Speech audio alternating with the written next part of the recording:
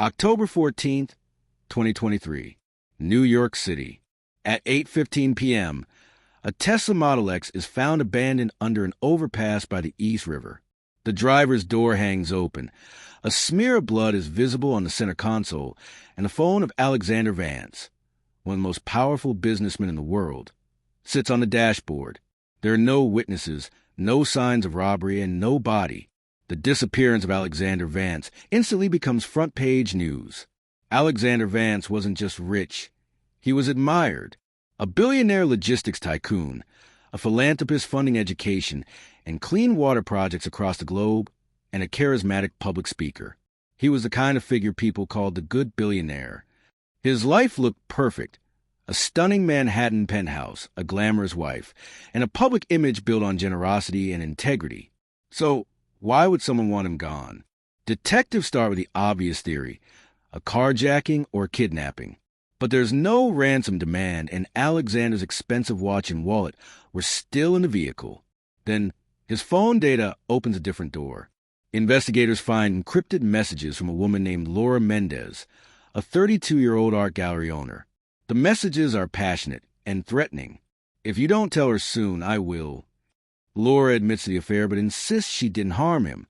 She claims Alexander was preparing to leave his wife Miranda and start over with her abroad.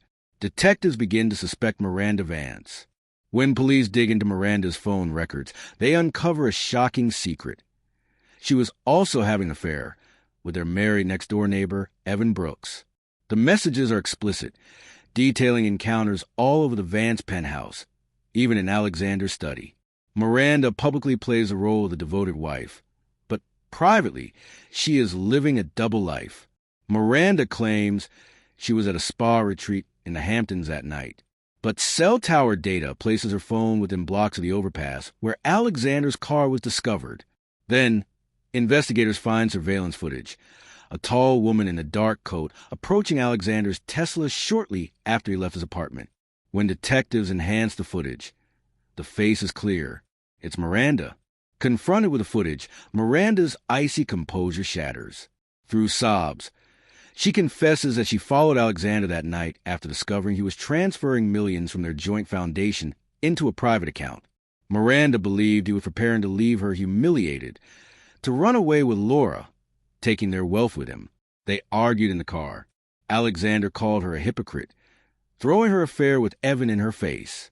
In a moment of blind rage, Miranda grabbed a heavy crystal award in the back seat and struck him in the temple. He collapsed. Panicked, Miranda drove the car under the overpass, dragged Alexander's body into the shadows, then later returned with cinder blocks to sink him in the East River.